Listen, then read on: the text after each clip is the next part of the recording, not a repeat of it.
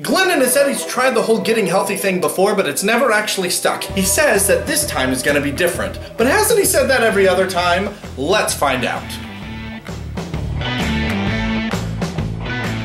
Glyndon, when would you say that you first realized that you had a weight problem? Ooh, I like these. Probably as soon as I hit my 30s. That's when it changed? I think that's when it changed. What changed? Did your body just decide, or was it like you did something and you changed? Did you just start? Yeah, I just didn't care anymore. So, how many times have you tried to get back into a healthy place? How many times have you like, this is it, this is the time, I'm getting back on the horse, I'm riding this into town, I'm coming with a six-pack. This is over. Okay. No, just kidding. No, I mean, just way too many to count. Yeah. In fact, I started tracking it on my phone, trying to track the dates, and it was just, I mean, a roller coaster of dates that were, you know, 2 weeks. It lasted 2 weeks. It lasted 1 month. The best I probably ever did was probably 90 days. And I made it, and I lost a lot of weight. Yeah. And then you found it. And then I found it. Yeah. Why? So you have all these times that you've tried and failed, and it's all over the place. Why did each one of them fail? What happened to them? I mean, routine is it. I mean, like I said, with work and, you know, to implement. Here's another thing: to implement a new routine is tough. I mean, you know. You take being a dad and, you know, a routine of the summer, when it's time to go back to school, it's awful. I mean, the kids getting back into a routine of going to bed early and then, you know, coming home, doing their homework, going to bed early. You know, just routines are painful. A big part of what I'm doing is changing my routine. So I thought it would be important to kind of give you an idea of what my daily routine is like.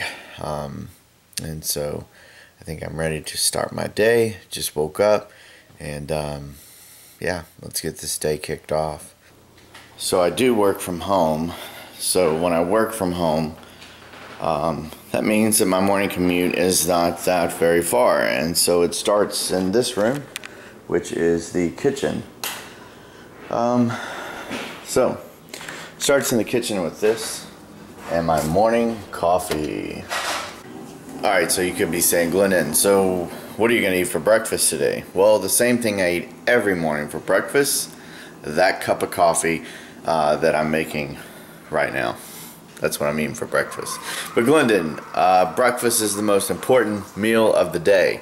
Oh yeah? Well, tell that to these eyeballs. I don't care.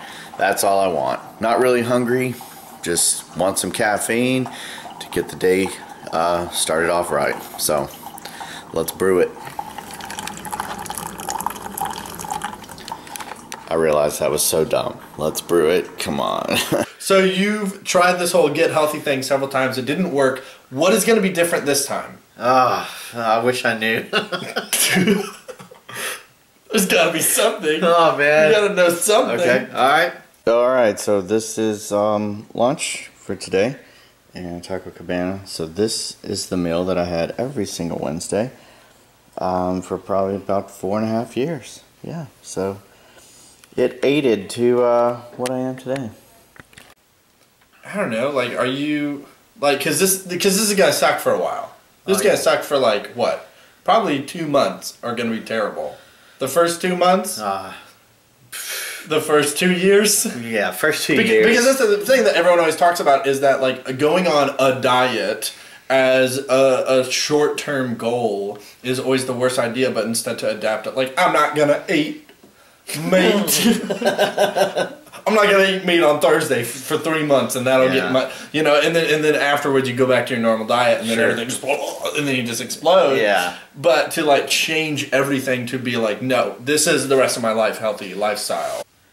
Okay, so it's currently 2:15 in the afternoon, and right now I'm about to get a shower. And on a normal week, I would be leaving at 2:30 to go pick up Macy from school. That takes 35 minutes of waiting in a line for her to get out and then drive her home. But before I jump in the shower, I'm gonna take my daily dose of Aleve. I have a headache. I've had headaches since I was in the 8th grade, and I get them on a regular basis. So I don't know if it's caffeine related or whatever the case may be. But I take about 3 to leave anytime I get a headache, and so I'm gonna wash it down with some Dr. Pepper. This is the normal time I would be getting home from picking up Macy at school. So I go back into the office, sit down at my desk, and I work. I normally grab a Dr. Pepper or something to eat, and then I sit down and I'll work for 40 more minutes. Then I'll get up. Then I'll go and drive and pick up my oldest daughter, Haley, from school. I have about another hour and a half of work, and then once that is done, then I begin work on our YouTube channel that we have outside of this one for my girls, and that takes up pretty much the rest of the evening up until about 1 or 2 a.m. depending on what all I have to do. I squeeze in dinner, a little bit of time with the family, but that's it. Maybe that's something that might be different for me this time, is perspective. To think, I'm not trying to accomplish something in 60 days. I'm not trying to accomplish something in 90 days.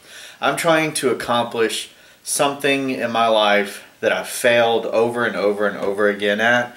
And if I don't succeed this time, I'm actually scared for what may happen to my health. If a doctor told me, Glyndon, you would die in a year if you do not stop drinking Dr. Pepper, if you do not stop eating bad food, I would do it. I would want to live. So why can't I do that in my frame of mind to say I want to stop doing these things so that I can have success?